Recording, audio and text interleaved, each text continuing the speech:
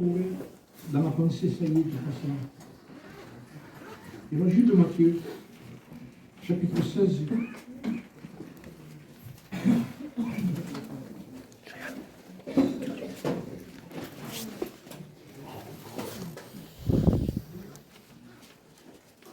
Matthieu 16, verset 13. Jésus étant arrivé dans le territoire de Césarée de Philippe, demanda à ses disciples, qui dit-on que je suis, moi, le Fils de l'homme? Donc ça, c'est la question que le Seigneur pose pour connaître les gens autour. Qu'est-ce qu'on dit de moi? Que disent les gens de moi? Donc les gens disaient de Jésus ce qu'il était. Il peut dire, les uns disent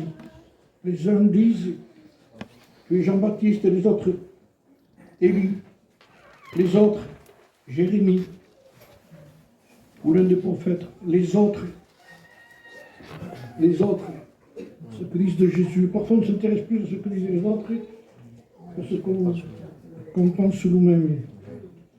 On ne peut pas construire une vie chrétienne en pensant à ce que disent les autres. Eux sont ça, eux ils disent ça, eux ils font comme ça. Et ça c'est eux.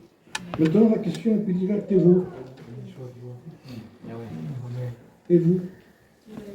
Leur dit-il. Et vous? Qui dites-vous que je suis? Est-ce que vous vous rendez compte de la question de Jésus-Christ à ses disciples? Il dit, vous, qui je suis? Vous savez, la dernière fois que je suis venu ici, j'ai cité un texte que toi étant repris à la fin.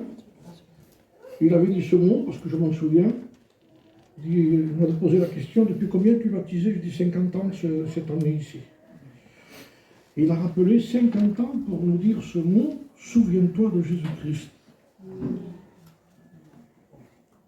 Je crois que surtout, il ne faut pas que la connaissance nous fasse oublier Jésus.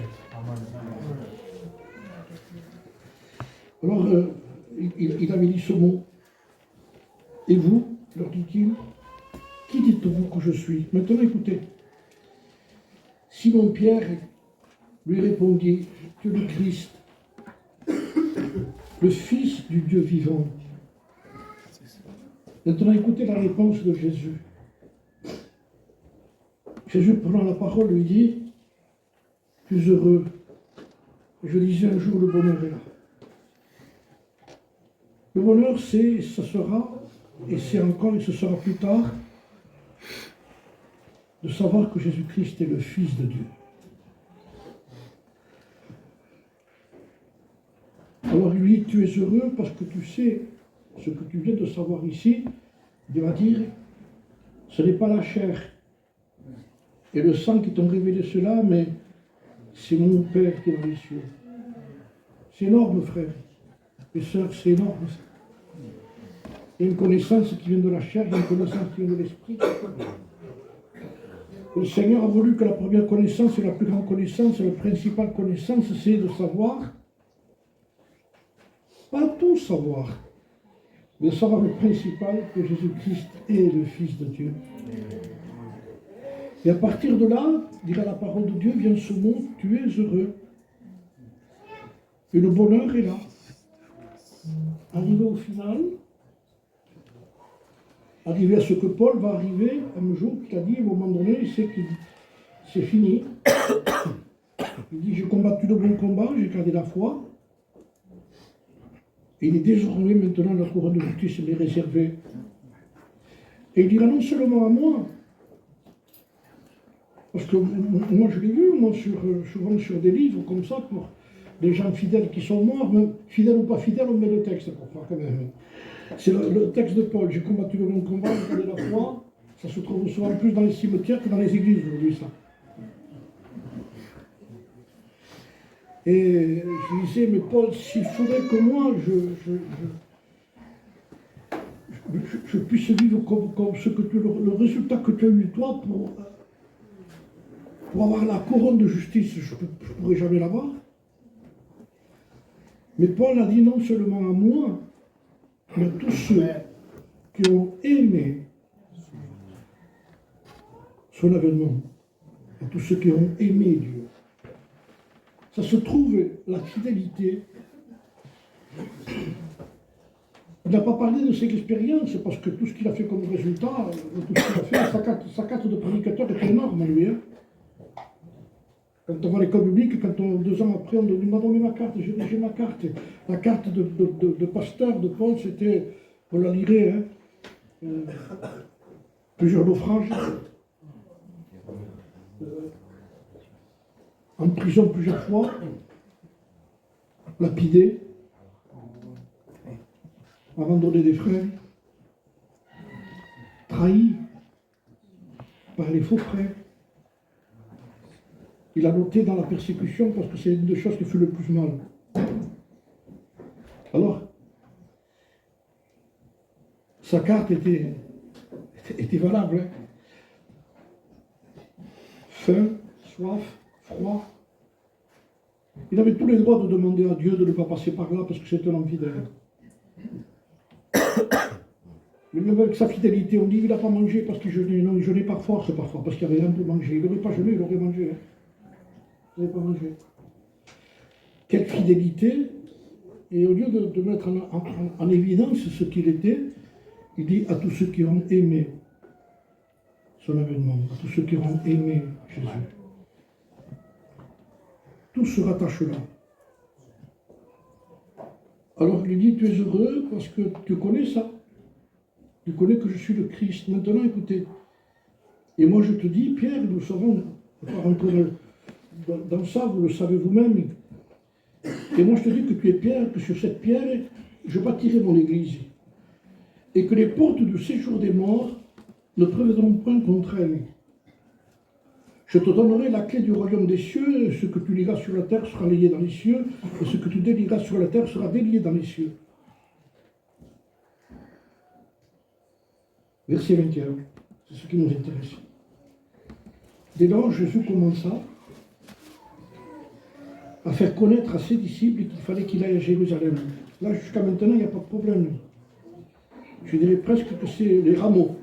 Voilà. C'est la rentrée de Jésus-Christ à Jérusalem. Ça va être bientôt pour la Pâque, ça, hein, on dit. Donc ça, c'était, quand il est rentré là, c'était Hosanna, béni soit celui qui vient du Seigneur. C'est les séminaires, je dirais. C'est les missions, c'est les retraites, c'est les bonnes choses, quoi, des louanges. Alors, là, il n'y a pas de problème. Qu'il fallait qu'il aille à Jérusalem, ce n'est pas un problème. Il y en a qui y vont, j'ai été aussi. Parce que j'étais en Israël. C'était un voyage d'agrément plutôt qu'un voyage spirituel. Hein. Mais là, il dit qu'il souffrit beaucoup. De la part des anciens, des principaux sacrificateurs et des scribes, et qu'il fut mis à mort, et qu'il ressuscita le 3e jour. Ça, c'était le plus beau. La résurrection.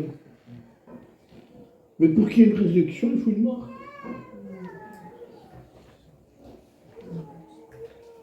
Alors Pierre le prend. Écoutez ce que fait Pierre, il le prend, il dit, Pierre l'ayant pris à part, j'imagine un peu ça, je peux te parler, Jésus. Il le sort, il le met à part. Et il lui dit, et il s'est mis à le reprendre. Je lis ce que je lis, et vous écoutez ce que vous écoutez. En réalité, ça peut se passer de commentaires, parce que nous voyons la scène. Il vient d'avoir la révélation qu'il est le Christ, il est heureux. Mais il va y avoir une continuation pour garder le bonheur. Il en a parlé un peu ce matin lui aussi. Pierre l'ayant pris à part, se mit à le prendre et dit, à Dieu ne plaise, Seigneur, cela ne t'arrivera pas. Regardons-le comme étant un acte d'amour, en réalité. Un acte où il ne voulait pas que son maître souffre. Un acte qui nous semblerait normal. Je ne veux pas que mon maître souffre. Mais Jésus se retourna. Et là, je crois qu'il est en train de prendre le gifle. Hein? Écoutez ce qu'il lui dit, Jésus. Arrière de moi, Satan. Alors, je lis tout simplement ce mot, parce que j'ai voulu savoir ce que ça veut dire Satan. Satan veut dire adversaire. Mais j'ai su que le mot Satan n'est pas un nom propre. C'est un nom commun. Un nom commun, ça veut dire que tout le monde a. Parce que le nom commun, le véritable mot Satan, ça veut dire adversaire. Donc, quelqu'un peut être un adversaire, c'est pas son nom ça, c'est un adversaire. Mais comme Satan c'était ce qu'il était toujours, c'est devenu un nom propre à lui. Ça veut dire adversaire. Adversaire de Dieu. Adversaire toujours. Et pour toujours. Et même en enfer, tu seras un adversaire. C'est lui ça. Mais c'était aussi un nom commun. Un nom de tous. C'est-à-dire que tous ceux qui contraient les choses de Dieu devenaient un adversaire. Et en particulier ceux qu'il était en train de contrer, lui. Par une image de gentillesse, c'est tout simplement qu'il voulait l'empêcher d'aller à la croix. Et tout ce qui s'oppose à la croix, il n'était pas le seul. Parce que si ces choses ont été écrites, c'est pour nous rappeler à nous qu'on peut être d'accord sur les révélations qu'il est le Christ, sur le ciel et les bonnes choses, mais le Seigneur dit maintenant il y a quelque chose de plus. Il dit, c'est qu'il faut que je sois crucifié, moi. Et comme toi tu es indicible à moi,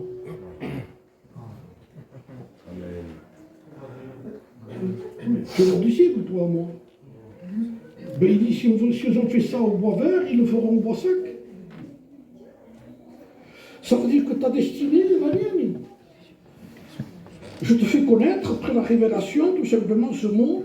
Dès lors, Jésus commence à faire connaître à ses disciples qu'il fallait qu'il aille à Jérusalem. À ses disciples. Pas aux autres. Vous savez que nous sommes entourés d'un christianisme compliqué aujourd'hui. Nous sommes entourés d'un christianisme qui est en train de s'opposer au vrai christianisme, mais qui ne dit pas à haute voix. Je ne dis pas ça que pour que vous jugiez les gens. Et pour qu'on pense à autre part. Mais comme disait Tolto, pour qu'on se méfie de soi-même. Donc on regarde que le vrai adversaire en réalité, ça veut dire adversaire. Satan veut dire adversaire. Et quand on devient adversaire de la souffrance qui est pour Jésus, on devient l'adversaire. En un mot, le mot est terrible. C'est que le même mot qui s'adresse à Pierre et qui lui dit gentiment, cela ne t'arrivera pas. Et Jésus lui donne, j'ai jamais vu une gifle comme ça. Il vient de le flatter. Il vient de lui dire, tu es heureux. Tu es un bon chrétien. De la part de Jésus, ça fait plaisir, hein, je vous le dis. Hein. Mais il dit maintenant, il faut que ça suive. Hein. Je te dis que tu es dans le départ, c'est des choses qui sont les meilleures pour toi. Mais maintenant, je vais te dire ce qui va m'arriver à moi. Mais si toi tu me suis à moi, ça va t'arriver à toi. Vous comprenez bien que ce n'est pas simplement une confession de foi. Ce n'est pas simplement un baptême. Il y a un évangile qui fait beaucoup de mal, je vous le dis. Il fait beaucoup de mal. Beaucoup de mal. Dans le temps qu'on vit aujourd'hui, ce qui fait le plus de mal, ce n'est pas les païens. C'est l'évangile qui est rentré. Et qui ne veut pas culpabiliser les gens. J'écoute une évangélisation qui me fait peur. Parce que tout dépend de l'évangélisation que nous faisons au départ, nous aurons ce que nous ferons plus tard. Et nous aurons à avoir une église légère. Pourquoi? Parce qu'on a promis des choses que le Christ n'a jamais promis.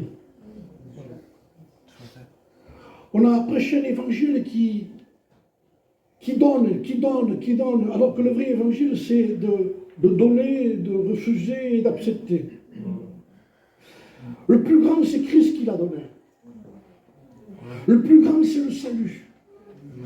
Le plus grand, c'est de savoir que Christ est mort pour nos péchés. C'est le plus grand qu'il puisse avoir, c'est de recevoir la révélation qu'il est le Christ, le Fils du Dieu vivant. Amen. Et qu'à partir de là, notre vie, c'est là le bonheur. Tu es heureux, c'est là. Un jour, je disais, j'ai écrit ce mot, tu es heureux. Et j'ai mis le mot heureux en haut, et j'ai laissé toute une page blanche. Parce que je peux ajouter, moi. Tu es heureux parce que bon, tu as un peu d'argent de côté. Tu es heureux parce que tu as une petite maison pour toi. Tu es heureux parce que tes enfants sont en santé, même souvent. Tu es heureux parce qu'il y a tu es dans ton retour le match, hein. Tu es heureux, tu as un petit travail, tu es heureux parce que voilà, il y a. Mais en réalité, on ne devrait pas dire le mot tu es heureux ici. Tu es joyeux. Parce que le Seigneur a donné la vraie signification de ce que c'était le mot heureux. Heureux est biblique. Heureux est profond. Heureux n'est pas pour un temps qu'on vit, n'est pas pour une génération qu'on vit. Heureux, c'est un mot qui est éternel, qui va être dans l'éternité, déjà, de ce que nous sommes. Heureux, c'est vivre et mourir après. Un homme de Dieu disait, prêche, meurt et soit oublié. Voilà ce qu'on est, nous. Vous savez, ce que j'écoute aujourd'hui, le frère ancien est là, merci Seigneur pour le frère ancien, quand je serai, moi je ne l'écouterai plus. Même si vous le dites 50 fois. Manique n'entend pas ce qu'on dit. Et combien de fois son nom est prononcé. Mais je suis convaincu que si c'est vivant, il dit arrêtez. Donc ça veut dire qu'on ne veut pas donner une gloire à l'autre. Nous on est heureux parce que. Mais sur la page blanche, j'ai pas mis des choses qui font part du mot heureux dans le christianisme. Il n'y en a pas. Les frères, il n'y en a pas, il n'y en a pas. Il n'y a pas. Il n'y a que le mot révélation de savoir qu'il est le Christ. Et Jésus dit, tu es heureux, stop, on arrête là. Vous êtes heureux les sœurs, vous êtes heureuses les sœurs. Oui, mais me manque un mosquito, je me manque un mosquito les gens.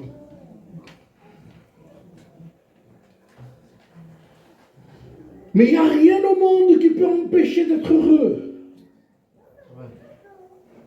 Ça a été payé à la croix, ce mot. C'est au prix du sang, c'est au prix de la mort, c'est au prix du renoncement, c'est au prix de l'appel dans le ciel qui enverrai-je, me voici. Le prix est cher, ne pouvait pas avoir lieu. Et le christianisme qui est prêché, c'est qu'on va rendre les gens heureux ici. Faux! C'est faux. C'est l'ami de Dieu le prix à payer. Ici, il dit, ne te fie pas. Parce qu'ici, il y a le mot, il y a des joies, mais ce n'est pas le bonheur. Ce n'est pas le mot heureux, ce n'est pas vrai. On a lié le mot envie. Je disais envie. Le mot envie n'existe pas dans la Bible. J'ai envie d'aller à la réunion, t'y fie pas. Ça appartient à la chair, ça aussi. Je vous promets que ça appartient à la chair. Tu n'as pas dans vous sembler. Qu'est-ce qui se passe? Ne t'y fie pas. Tu es en train de te confier en envie. Le mot envie n'existe pas. Marcha passe. Je me sens bien, j'ai envie de sourire aux sœurs. Ne te fie pas. Demain, tu le feras le malacarin. C'est ton tempérament, ça. Ça se bâtit sur notre... L'envie se bâtit sur... Et le Seigneur n'a pas mis le mot envie, c'est ce qu'il fait, lui. Hein. Il met au lieu de mettre le mot envie, il met le mot persévérer, lui. Celui qui persévérera jusqu'à la fin. On persévère parce que quand on part avec une barque, frères et sœurs, et qu'on navigue gentiment, on se regarde un peu l'istio. Quand on toca pesca, on te petit solo, avec un petit sandwich, un petit boire. Mais ça, c'est dans la navigation de plaisance. Mais quand le ciel nous passe de l'autre monde, ici, la volonté de Dieu qui dit c'est là-bas. C'est là-bas. Et quand les disciples ont parti selon la volonté de Jésus-Christ, c'est là-bas, il dit, passez de l'autre bord, Mais il faut y aller.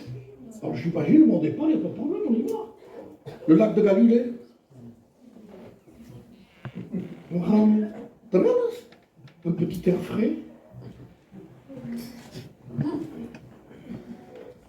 Mais le temps change. L'envie, regarde ce que je pense. Pourquoi? Parce que le vent est contraire après. Là, comment ça s'appelle les cas? Ils sont pas des volontés de Dieu. Non. C'est pas parce que tu as des problèmes que tu n'es pas dans la volonté de Dieu. C'est parce qu'on a lié le salut dans le mot regala. Pas de problème. Tu vas à ton assemblée, tu pries, tu bénis, c'est pas vrai. Si Dieu veut le faire, qu'il le fasse. Mais c'est pas inclus dans le salut, ça. Ça fait pas partie, c'est pas lié au salut. Ça part dans le ciel. Ça part pas.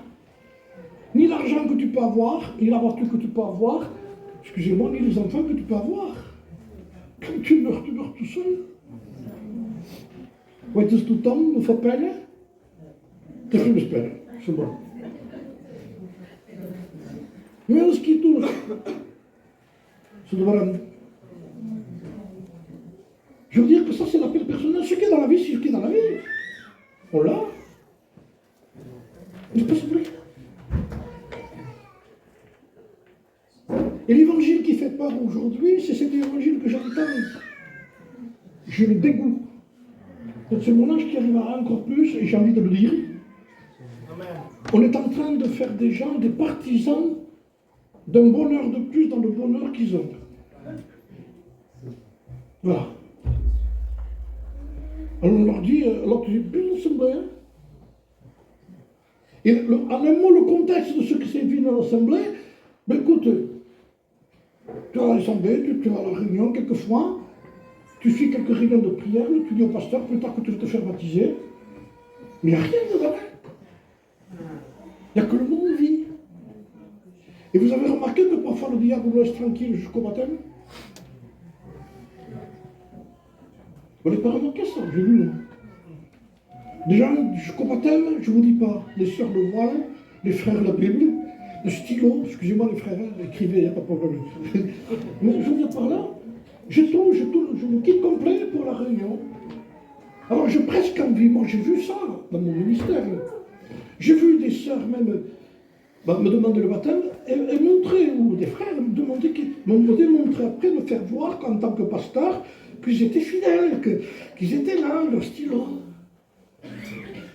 Ou alors l'autre, le voile jusqu'à là. Vous comprenez? Je ne dis pas que je suis contre ça. Est-ce que vous me suivez? Mais ils ont voulu me prouver que je pouvais baptiser. Je vous promets que ce que je vous dis, je l'ai vu. Après le baptême. Mais pas longtemps. Pas longtemps. 10 jours, 15 jours, un mois. Plus de réunion. Vent contraire. La chair est ambitieuse. Quand elle décide quelque chose, elle le veut.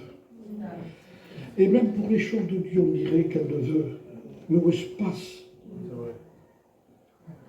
Et le Seigneur va nous prouver que l'heureux qu'on était, c'est dommage parce qu'il y avait la révélation de ce qu'il fallait pour être sauvé. Mais on peut le perdre parce qu'on ne le suit pas après. Il refuse la croix. Il refuse la crucifixion. Il refuse en réellement de suivre Jésus. Et il veut empêcher. On dirait que c'est pour lui, c'est pas vrai, c'est pour lui. C'est pour lui qu'il le fait. Si vous lisez ça, vous vous rendez compte que Pierre le fait pour lui. Il ne le fait pas pour Jésus. Il ne le fait pas pour lui. Parce que maintenant, il est engagé dans le message. Honnêtement, il n'aurait pas voulu que ce message existe. Il voulait des choses comme ça. Et alors, il lui dit tout simplement ce mot. Arrière de moi, Satan, tu mets un scandale. Car tes pensées ne sont pas les pensées de Dieu. Et là, il ne revient pas à Satan, mais à celle des hommes. Si tu n'as pas la pensée de Dieu, au début, il dit, allez, de moi Satan. Il dit, je vais te dire carrément qui c'est Satan. Il dit, c'est être homme, humain, concevoir l'évangile dans l'humanisme. Il le ramène à lui. Voilà pourquoi il était comme ça. Parce que tu bâtis ta vie sur le christianisme humain. Et les gens, aujourd'hui, il y a un christianisme humain qui s'est établi. Et quand on prêche le vrai évangile, les pasteurs ne veulent pas l'entendre parce que ça les engage à eux, certains. Moi, j'écoutais ça, hein, je vous le dis. Hein. Moi, je vois des gens, c'était pas le peuple qui refusait le message, c'était les pasteurs. Ou les gens qui étaient engagés. Pourquoi? Parce que ça emmenait au renoncement.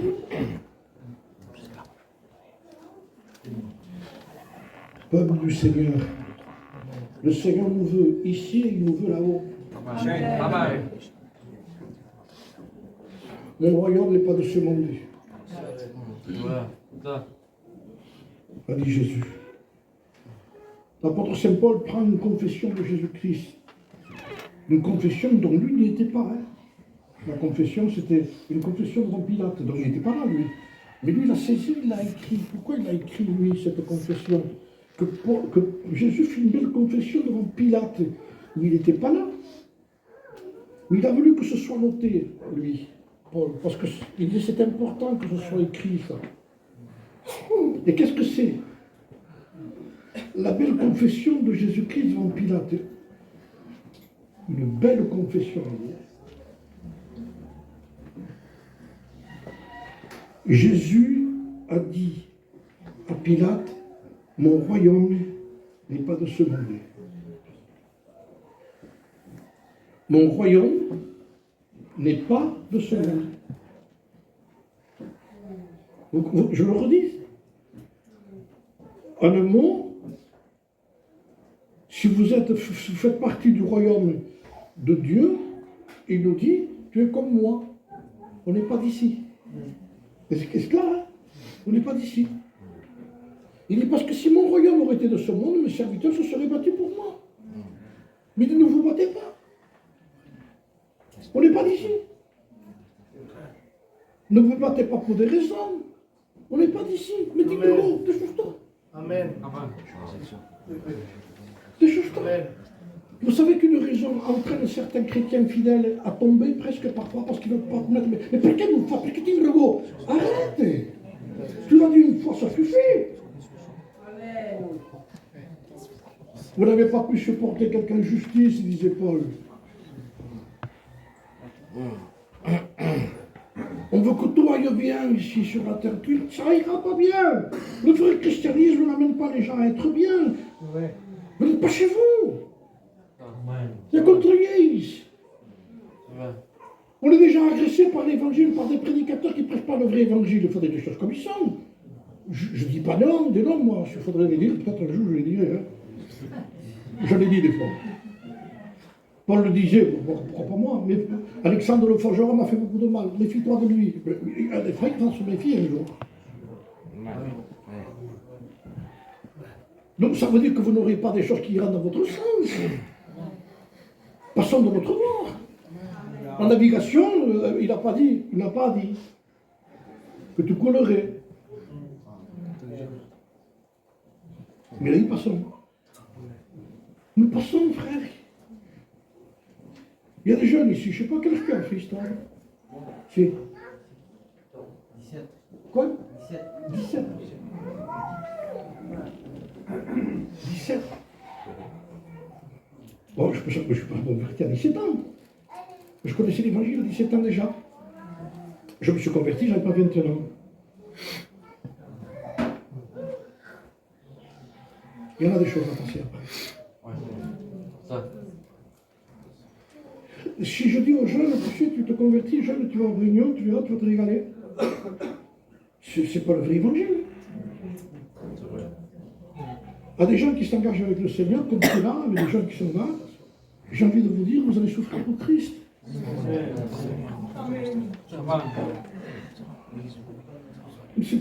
Préparez-vous.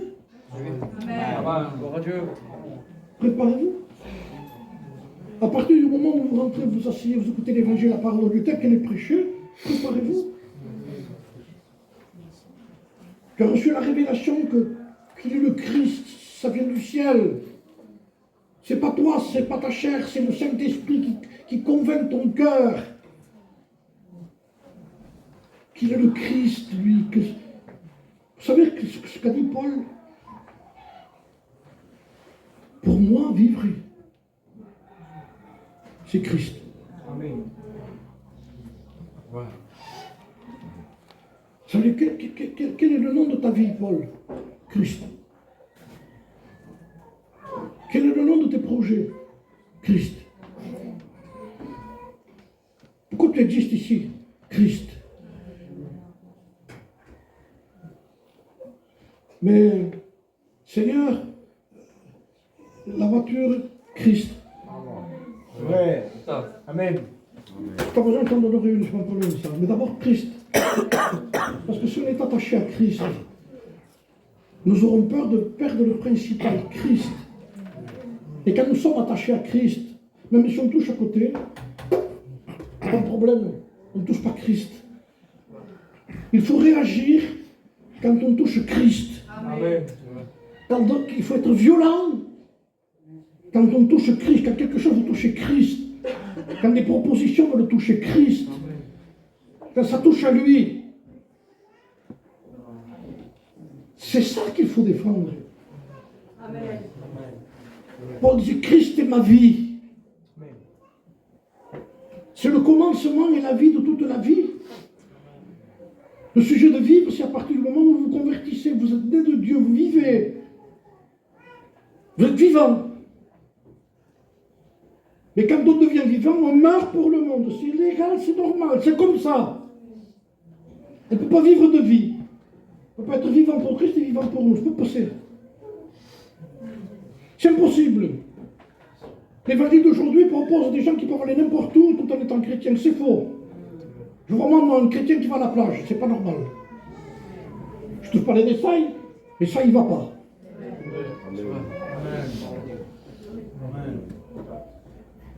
La mer n'est pas mal en elle-même, c'est la création de Dieu. La mer est belle en hiver. Ouais. Bon, cherchez-vous un petit coin, vos enfants. Ne vous le mélangez pas là-bas dedans. Aujourd'hui, touchez ça. On a été le film jeune. Un chrétien fait un choix avec un stylo. Christ ou le stylo et la signature. Des fois, ça coûte, hein? Non, je ne signe pas, monsieur. Christ. Amen. Alléluia. Amen. Les frères, c'est un choix. Amen. Oui, mais comment je ferai? Christ. Alléluia. Amen. Mes frères, ce qui me fait mal, je le dis, je me sens le mal en moi, c'est qu'on croit que Dieu ne pourra pas nous aider si on est honnête. Vous vous rendez compte? Je diminue Dieu dans sa grandeur, s'il vous plaît. Attendez. On diminue Dieu dans sa grandeur. Ne pas diminuer Dieu dans sa grandeur. Nous les oiseaux du ciel. Pourquoi ce chant? La bouche du Créateur qui parle d'un oiseau. Il dit pour te dire, pour comprendre que moi, un oiseau, je le nourris. Il dit aucun ne se perd sans que moi je le sache. Aucun oiseau tombe sans que moi je le chasse. Il y a là des milliards d'oiseaux. Un tombe, il le sait. Un tombe, il le sait. Un tombe, il le sait. Ça tout. Qu'est-ce qu'il veut dire par là? Quel est l'intérêt de dire ça dans le ciel? Le ciel n'a pas besoin de ça. Quand Dieu parle de ça dans le ciel, les anges disent, qu'est-ce qu'il dit? Qu'est-ce que c'est ça, l'oiseau? Parce qu'ils sont constamment devant Dieu. Ils adorent Dieu. Mais ils savaient que nous étions sur la terre. Et que nous avions ces problèmes. Alors il fallait qu'il nous encourage. En nous donnant des exemples que lui a créé qui sait. Que l'oiseau s'y tombe, je le sais. Mais qu'est-ce qu'il a de s'inquiéter des oiseaux, il dit. Mais je le dis pour toi, il dit. Je m'occupe de toi. Je prends soin de toi. Je te regarde à toi. Je sais de quoi tu es fait. Je sais ce que tu dis, ce que tu vis, comment tu vis. Je sais, je connais tes soucis. Il connaît nos tracas, nos soucis, nos problèmes, nos difficultés. Il connaît. Il sait de quoi nous sommes faits. Il connaît nos inquiétudes. Je dirais presque qu'il est trop normal qu'on les ait. Et pourquoi les inquiétudes? Il dit, mais le ciel n'en a pas. Mais c'est pour nous.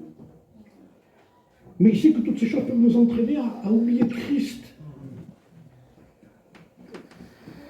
Alors, vous savez, Pierre, on le comprend de plus en plus. Parce qu'il ne veut pas la crucifixion.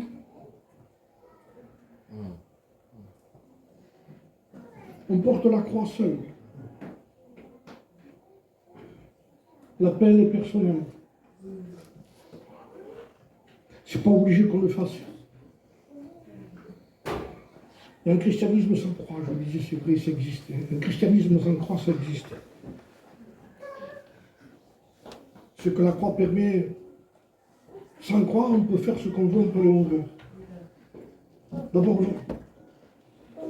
la croix fait honte. Si vous la portiez normalement, vous prendrez pour un fou aujourd'hui. Vous rentrez dans un endroit avec une croix sur le dos, ils vont dire, je me botche. Si vous rentrez dans un endroit, ils disent, c'est ça, monsieur, vous ne rentrez pas avec ça. Hein. Mais dans la vie chrétienne, c'est pareil. Maintenant, ceux qui nous critiquent, ce n'est pas les supermarchés. Si vous rentrez avec une croix, ils disent, monsieur, rentrez pas avec ça. Mais ce n'est pas le supermarché, c'est l'église qui vous dit ça. C'est un scandale, la croix. La croix est un scandale. C'est un scandale pour les perdus. Ceux qui ne veulent pas du vrai salut. Dans l'appel, il y a le commencement et la fin. Il faut aller jusqu'au bout. C'est compliqué. Il y a des choses qu'on ne comprend pas. Je ne les comprends pas encore aujourd'hui. Mais quand on sait que la croix permet de continuer, on continue sans comprendre. Parce que le but, c'est la crucifixion, c'est tout. Il nous l'a dit déjà. Tes pensées ne sont pas les pensées de Dieu, mais celles des hommes. Tu raisonnes comme un homme. Ça veut dire que l'humain n'a rien à voir dans les choses de l'esprit. Et je raisonne aussi comme un homme. Et quand on raisonne comme un homme, quand on raisonne humainement parler, ça ne cadre pas avec le spirituel. Il attend Dieu qu'on cède. Il va attendre le temps qu'il faudra. Parce qu'il nous comprend que nous ne sommes que des hommes aussi. Mais il ne se pliera jamais, lui. Le message sera toujours le même. Il ne cédera pas. La prière d'une femme que je cite souvent, qui avait dit au Seigneur que pendant le Seigneur me demandait quelque chose, il disait, Seigneur, ce que tu me demandes là, je te résiste. Je le sais que je te résiste. Mais il dit, Seigneur, ne cède pas. Ce n'est pas à toi de céder, c'est à moi de céder. Continue. C'est une prière honnête, ça. Amen. Vous savez, la semence qui tombe dans la bonne terre, c'est pas quelqu'un qui est plus qu'un autre. Le texte dit qui il est, lui. Honnête et bon. Parce que quand on est honnête, on devient bon. Parce que l'honnêteté amène à accepter que nous, on n'en vaut rien, que c'est Dieu qui est bon. Il ne connaît pas la hauteur, qu'on n'y arrivera jamais. Mais j'accepte ce que tu dis, Seigneur. Amen. Ne refusons pas ce que Dieu est en train de nous dire. Si vous voulez prouver aujourd'hui que vous êtes un chrétien, gardez la croix. Amen. Elle est dérangeante. Elle n'est plus prêchée. J'écoute des messages sans repentance aujourd'hui. J'écoute des messages sans parler sur le péché. Je vous redis ce que j'entends. Alors vous avez des gens qui deviennent de plus en plus populaires, et je vous le dis, ils ont du succès. Les gens sont là. Je vous promets comment ça ne m'éblouit pas.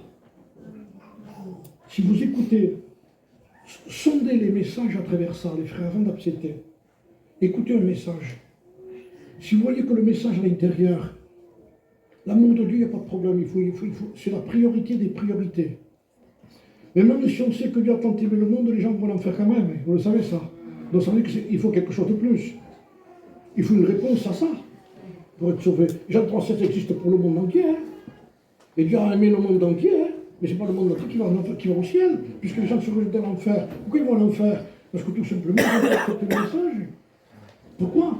Parce qu'il fallait leur dire que l'amour de Dieu a été manifesté, que Dieu a donné son Fils, maintenant il manque quelque chose, et quoi? Il dit, pas quelque chose que tu dois faire, et toi, non. Quelque chose qu'il faut que tu saches, tu es pécheur. Fais plus ça. On prêche l'amour sans péché. Il ne faut pas y toucher. J'écoutais des messages comme ça. Ça a un succès extraordinaire. Ça ne concerne pas les gens. Tant qu'on parle sur l'amour, la bénédiction, le salut, le ciel, il n'y a pas de problème. Fais un appel, 50 mains qui se lèvent. Prêchez la croix. Le péché, il faut que les gens soient responsables d'être victimes. J'écoute des messages où le départ et la fin de la prédication, les gens sont des victimes. Comme si c'était pas eux. C'est pas vous, c'est pas votre faute, avec tous les problèmes qu'il y a dans la vie. Yeah. Avec les enfants qui se disent, oh, mais je comprends. Non, on ne comprend rien, dit Dieu. Tu as un problème. Tu es malade, tu as besoin d'être guéri. Que les enfants soient gentils ou pas. C'est le péché qui concerne ton cœur. On met tout ça sur l'atmosphère de la personne.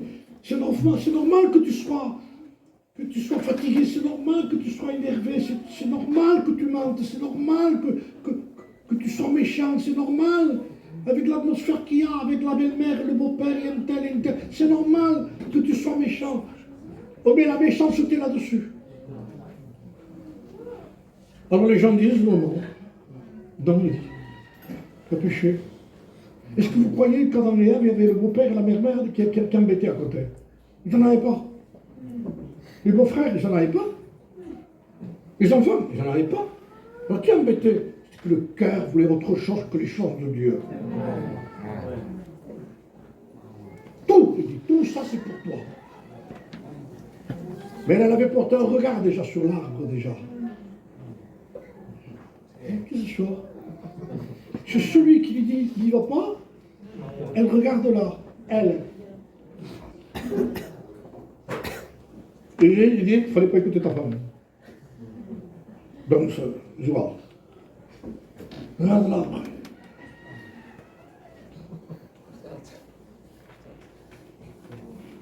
Sur quelque chose, quelqu'un m'a dit, mais pourquoi tu as mis l'arbre? Moi, je ne peux pas savoir, moi. Parce que tout simplement, Dieu a mis l'homme libre. Et que l'amour est lié à la liberté. Sinon, c'est pas de l'amour. C'est de l'esclavage. Tu fais comme ça, tu fais pas autrement. Non, tu es libre. C'est bon pour que... Il a pris des risques, mais il fallait qu'il les prenne, sinon c'était pas le vrai amour. Vous êtes dans l'église parce que vous êtes libre. La porte est ouverte. Hein. Tu n'emprisonnes pas les gens tout le temps. Sinon, je ne porte pas à la mission. C'est normal, ça. On ne dit pas aux gens, tu rentres avec ta Bible, tu ta Bible. Non. Tu ne peux pas ici. Même si tu dis que oui, ici, il n'ira pas chez lui. On peut donner des conseils, des directions. Tout ce qu'on peut faire. C'est la liberté. Amen. On suit. Amen. Tu ne suis pas, tu ne suis pas. Tu dis pas et tu pries pas parce que ça va mal. Tu pries en tout temps. Sinon, on a plus envie de lire et de prier quand ça va bien que quand ça va mal. Tu es découragé. Il faut continuer. Amen. Il faut continuer. Le christianisme. Et aujourd'hui, on propose à un chrétien d'être un chrétien n'importe comment. Quelque temps plus tard, ça va au baptistère, il n'y a pas de problème, ça ressort comme il est né, comme il était.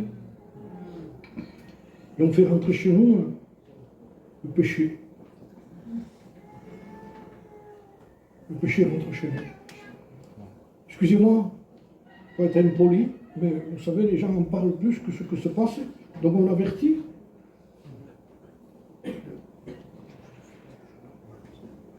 Le mensonge, l'adultère, le vol, l'hypocrisie, la méchanceté, la rancune rentrent chez nous, et ça reste. Une chose. C'est fait. La personne n'a pas changé, il n'y a rien qui a changé. Mais les gens, pourvu qu'ils aient du monde, le principal, c'est que du monde va dans la réunion. Et après, ce qui peut se passer, après, c'est que les gens sont avides d'avoir des locales remplis. Mais à quel prix? D'un évangile bradé. Alors les gens disent, de ce milieu, il y a à dire. Tu comprends? Très peu de gens qui suivaient, quand les gens suivaient, Jésus se retournait et il disait ce message qui est écrit ici. Jésus dit de son passé, disciple, si quelqu'un veut venir après moi, qu'il renonce à lui-même, qu'il se charge de sa croix et qu'il me suive. Vous savez qu'il y a venir à lui et venir après lui, c'est écrit ici. Mais il y avait un message où il était écrit, venez à moi. Évangile de Matthieu, chapitre 11, verset 28. Venez à moi. Ça, c'est la conversion, ça, c'est venir à lui. Pas de problème. Mais là, il dit, celui qui veut venir après moi, tu veux venir à moi, maintenant tu veux venir après moi. Ça, moi, je suis devant et toi, tu me suis. Parce que dans le fond, je conclue avec ça, un peu. Dans le fond, quel est le but de l'évangile? C'est toi, suis-moi. C'est que tu suives. Vous n'avez pas vu les gens, vous n'avez pas vu vous-même les frères, vous avez envie de suivre, après tout d'un coup ne plus aller, envie de rien du tout. Et même vous sentir accusé, jugé, condamné par la conscience, et même par l'honnêteté, le diable vient et dit, sois honnête, tu n'as pas envie, n'y va pas à la réunion, tu iras l'autre fois. Mais ce n'est pas de l'honnêteté, le Seigneur te l'avait dit que c'était un combat. Que ce n'est pas de l'envie, mais que c'est de la persévérance. Amen. Tu persévères dans ce que tu aimes. Maintenant, si tu n'aimes pas, tu ne persévères plus. Mais quand tu aimes, une fois, deux fois, tu le dis combien de fois, non, je passe, tu ne te rasses pas, hein, parce que tu aimes. Alors tu ne lui dis rien à côté, à ton fils. Mais à ce que tu partiens, tu vas souffrir. Tu souffres pour ce que tu aimes. Oui, si ou non? Amen. On souffre pour ce qu'on aime, ce qui te fait souffrir. Moi, je sais qu'il y a des problèmes dans tous les foyers.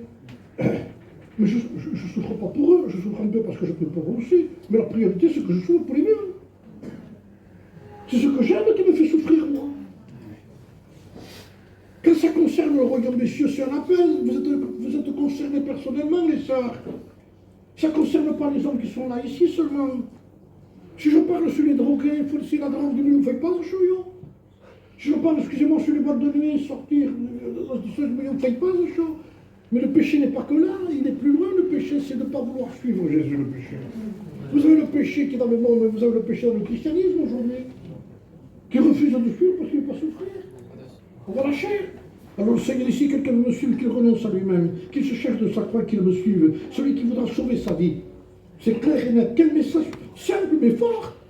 Et clair, il y a plus de clair. Celui qui voudra sauver sa vie la perdra. Tu veux sauver ta vie ici, tu vas la perdre. Bon, ça va dans tout sens. Tu vas te perdre ta vie. Tu peux perdre ta vie pour ce que tu veux garder. J'aurais écouté une histoire d'un sorcier qui était dans un village et qu'un évangéliste était venu pour évangéliser tout le village. Et lui avait de la difficulté à concevoir le message de l'évangéliste, de l'évangile. Et un jour, il a fait un rêve dans son... C'est qu'il a eu une révélation, quoi. Il a vu une corde descendre du ciel. C'était un sorcier du village, mais il savait que le message était vrai, là. C'était ça, le salut. Et il a vu la corde descendre. Et quand elle descend devant lui, quand elle arrive à touche terre, elle repart doucement, elle remonte. Lui, il se voit avec de l'or à une main et ses dieux de l'autre main, les idoles. Et il voit que la corde monte, il comprend que c'est le message de l'évangéliste, que c'est le salut. C'est ce qu'il a entendu. ça vient du ciel. C'est une occasion qui se présente à lui, qui arrive jusqu'à lui et qui petit à petit part l'accorder. Elle ne sera pas toujours là, je vous le dis. Hein. Il y en a qui se trompent. Hein. Elle part, c'est un temps que Dieu nous offre ici. La corde commence à monter. Et lui, il fait un choix, il dit, il faut que je m'accroche.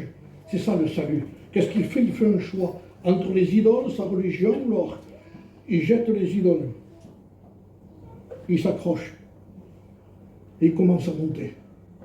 Il sent que c'est le salut. Mais il sent aussi qu'il est glissé. Ça pèse ça. Parce que le salut, c'est pas une main, c'est les deux mains. Il y en a que jusqu'à maintenant on fait ça, ils sont accrochés, ils ont gardé, ils sont accrochés, ils ont glissé, ils sont retombés, la corde est revenue. Je ne sais pas pour combien de temps. Hein. Je ne sais pas pour combien de temps. Hein. Et peut-être elle ne se représentera plus. Hein. Peut-être c'est la dernière fois ce matin, je ne sais pas. On ne se moque pas de Dieu. La corde commence à remonter. Il s'accroche. Mais il sent qu'il glisse parce que ça pèse. Il est obligé de faire un choix. Il jette l'or. Il s'accroche. On ne trompe pas Dieu par la façon de faire gitane, cher ami. Donc, ben, c'est l'évangile de je ne sais pas d'où ça. Je lis Jésus. Ouais. Je souffre autant que vous pour ce que je vis ici. Peut-être j'ai plus de facilité à le dire, à le prêcher, que d'être assis. Mais je l'ai écouté assis aussi, ça aussi. De façon de suivre Jésus, c'est suivre Jésus. Je vous donne un exemple, peut-être vous dites ici un jour. Imaginez, vous êtes contre un mur. Vous avez une chaîne de 5 mètres. Elle fait 5 mètres la chaîne. Jésus arrive devant vous, il vous dit, suis-moi. Vous savez que c'est Jésus, vous remerciez. C'est l'appel. Je suis Seigneur, je viens, convaincu que c'est bon, c'est ça. Au bout d'un moment, vous avez une chaîne qui fait 5 mètres. Vous suivez pendant 5 mètres, et tout d'un coup, vous sentez votre pied qui revient. Et Jésus continue, il ne s'arrête pas. Et vous pouvez crier à Jésus, Jésus, attends, regarde, je suis tenu encore. Et Jésus s'arrête, j'ai cette image que je donne dans la clé. Il dit, tiens,